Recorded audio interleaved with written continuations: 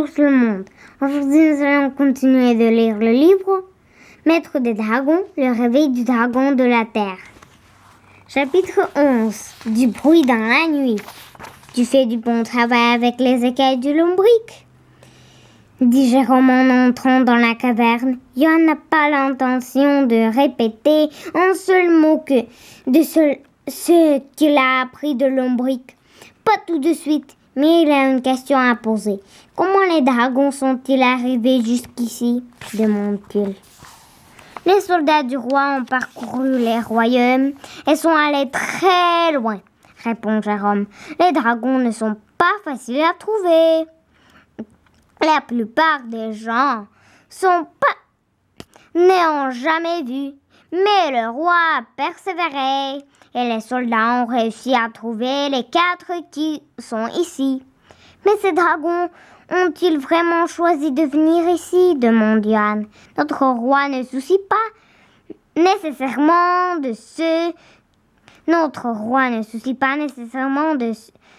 que pensent les dragons. Comment Jérôme dans ton sombre? Allez, viens, c'est l'heure de manger. Après l'heure repas du soir, Bo et Johan montent dans leur chambre.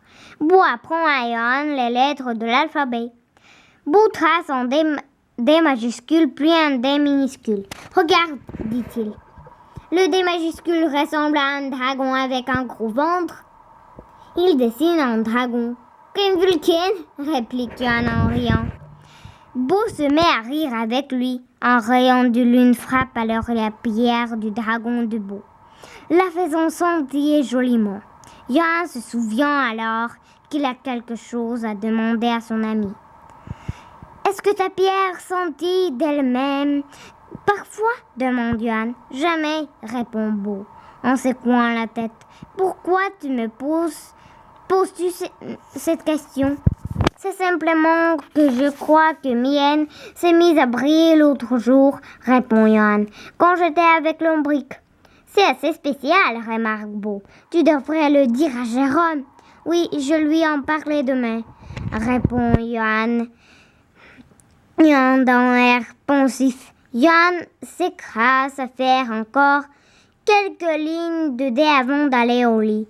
En se couchant, il se dit qu'il va sûrement voir des dés dans ses rêves ou son dragon lombric. Mais alors qu'il vient juste de s'installer dans son lit, poum, il entend un bruit sourd et se dresse. 2 silhouettes se tiennent au-dessus du lit de Bo. Au revoir.